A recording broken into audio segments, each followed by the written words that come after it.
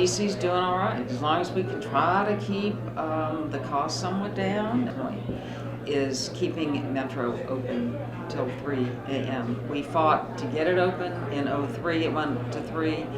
And it's not necessarily about the revelers. Yes, I mean, it's great for them, but it's about the employees.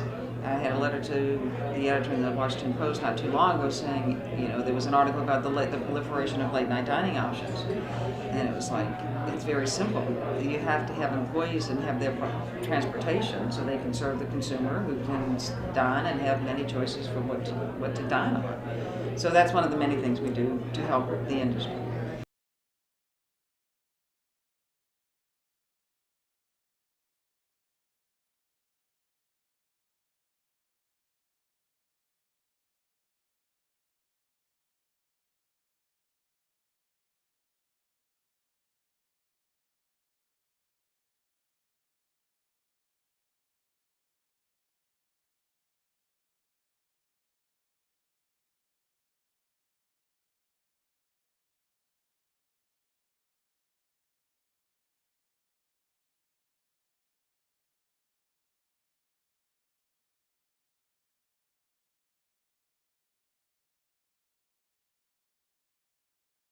This year is the DC's doing all right. As long as we can try to keep the cost somewhat down, and we know food prices are going up, etc. But different neighborhoods in the city and in the region, and upper end, lower end, a mix of the above. It's all just been this carnival.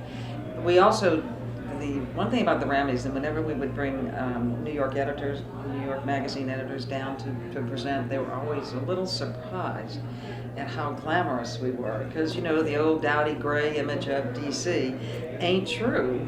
Never totally was, but it's certainly not true these days. And they just couldn't believe it. So we always get into the theming in terms of attire. So this year it's not a costume party, it's a masquerade ball type. But doesn't mean costumes as much as accents. It's still black tie. Although for restaurateurs, black tie can mean a lot of different things. Excuse me. So last year, I loved watching all the 1940s outfits for, we'll always have, not Paris, but restaurants from Casablanca. So that's the theme this year, 1,600, but usually about 1,600 crazy restaurateurs and their friends and family partying. These are the people that give the parties, and they certainly know how to party themselves.